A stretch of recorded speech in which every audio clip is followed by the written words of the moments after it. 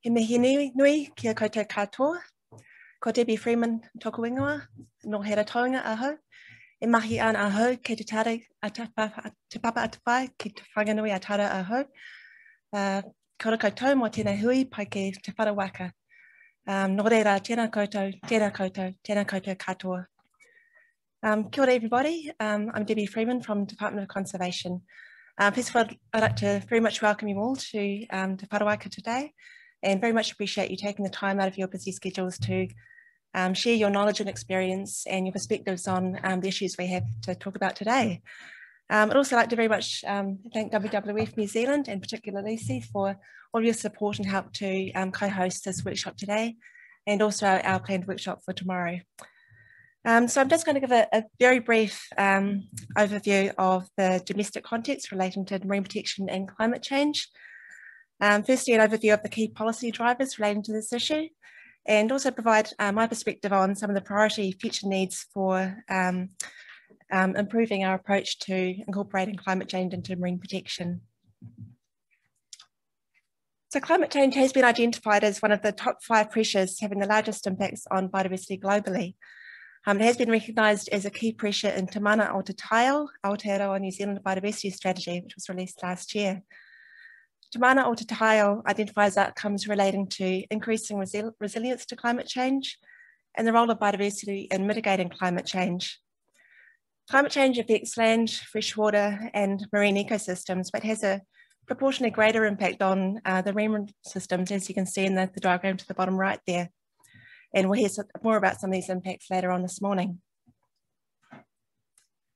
Last year, the Department of Conservation released its Climate Change Adaptation Action Plan, which identifies a range of actions relating to research and development, implementation planning and implementation. So some of the actions relate to identifying sites and species that are most at risk, undertaking risk assessments, and also updating freshwater and marine planning guidelines and management prescriptions to include climate change as a criterion. Also updating our standard operating procedures and best practice documents to include climate change as a criterion as well. And finally, implementing adaptive actions, for example, management of other pressures and translocation strategies, for example. In terms of current guidance around marine protection and marine protected areas, we have the joint marine protected areas policy from 2005. This is a joint Ministry for Primary Industries policy. We also have some guidance from 2008 relating to implementation of marine protected areas. One of the key tools identified in the policy is the Marine Reserves Act from 1971. And a gap in all 3 of these is explicit recognition of guidance relating to climate change. Climate change doesn't get mentioned in any of these documents, largely because of their age, even though the MPA policy was 2005. So this is a current gap in terms of the policy and legislative context for incorporating climate change into marine protection, implementation and management. So a relatively recent paper by Hopkins et al. Assessed how climate change is incorporated into marine protected area planning and management.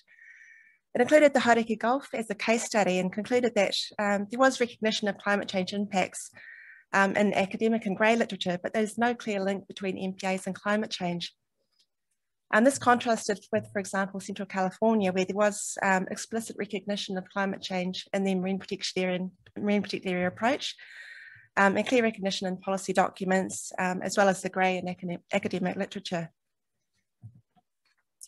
This doesn't mean that there isn't a lot going on in this space, and I just listed a few examples there. The Sustainable Seas National Science Challenge is doing a lot of work around climate change and marine protection. For example, how do we incorporate climate change into spatial planning? MPI's biodiversity program has a significant piece of work and has done for a number of years on climate change effects on fisheries and biodiversity. The Department of Conservation has a number of projects relating to the effects of climate change on protected species, for example.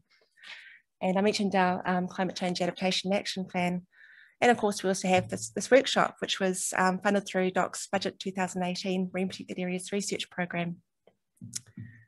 So just finally, a few thoughts on issues, opportunities and knowledge gaps.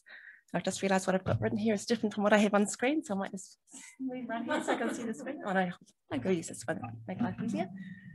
So firstly, how may climate change influence DOC's management of existing marine protected areas and how we manage protected species? How do we embed Mātauranga Māori into climate change resilience and our management approaches? What protection or restoration approaches can best help achieve resilience to climate change impacts? Have we got the right management tools? How can we better coordinate those tools? And what about blue carbon? How do we future-proof protection and restoration measures by better incorporating climate change into design and management? And lastly, how can we fill any knowledge and policy gaps, but also maximise the opportunities and create efficiencies from underway or planned initiatives? For example, ocean observation provides a key opportunity for collaborative approaches to gathering knowledge. So thank you once again for taking the time to participate today, and very much looking forward to the discussions we have. So kia ora.